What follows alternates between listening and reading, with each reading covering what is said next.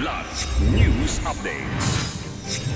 Mga balita ngayon, dalawang babaeng estudyanteng umano'y NPA patay sa engkwentro sa Oriental Mindoro. Isa arestado. Ethics complaint laban kay Senator Pia Cayetano isinampa kaugnay ng umano'y spliced video ni Jokno sa impeachment trial. Alex Ayala pinatalsik ang defending champion sa Mubadala DC Open. Pasok na sa quarterfinals. Ako po si Cesar Soriano para ihatid ang mga nangungunang balita sa buong kapuluan ngayon.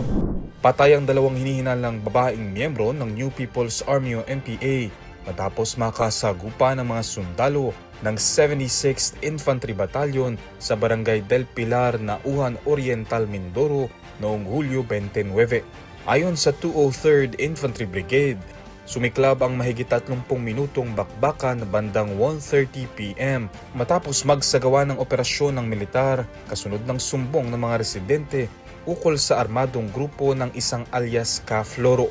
Sa isinagawang clearing operations, nadiskubre ang bangkay ng dalawang sospek na pinaniniwala ang mga estudyante at nadakip ang isa pa. Tinukoy ang isang nasawi na si alias Ira habang patuloy pang bineberipika ng militar ang pagkakakilanlan ng isa pa.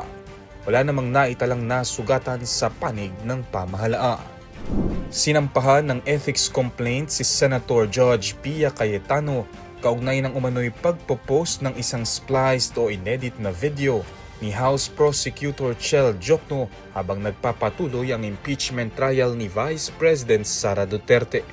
Inihain ang reklamo ng grupong Every Woman sa pangunguna ni dating CHED Chairperson Patricia Licuanan at UP Professor Jean Franco, kasama ang iba pang women's groups, academics at civil society organizations.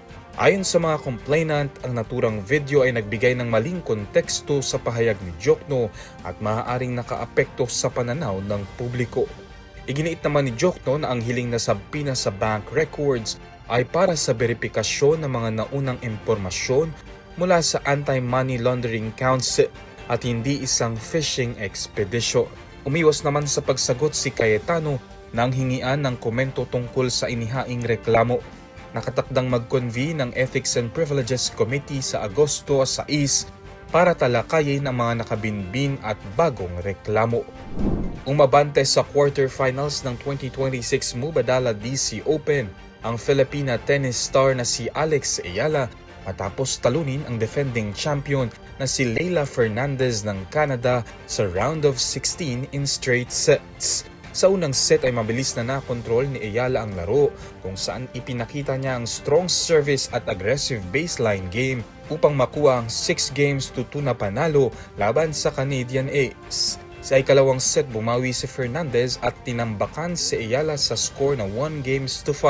Ngunit hindi natinag ang Filipina netter at nagwagi sa 5 straight games hanggang sa maitabla ang set sa 6-all. Sa tiebreak, tuluyang dinomina ni Ayala si Fernandez 7-1. Tuluyang dinomina ni Ayala si Fernandez 7-1 upang selyuhan ng straight set victory at ang kanyang pwesto sa quarterfinals.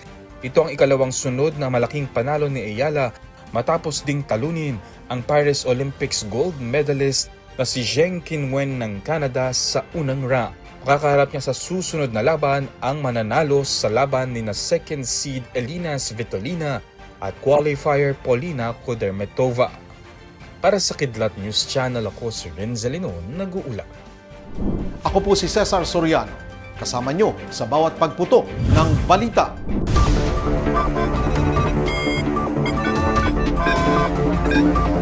Thank you.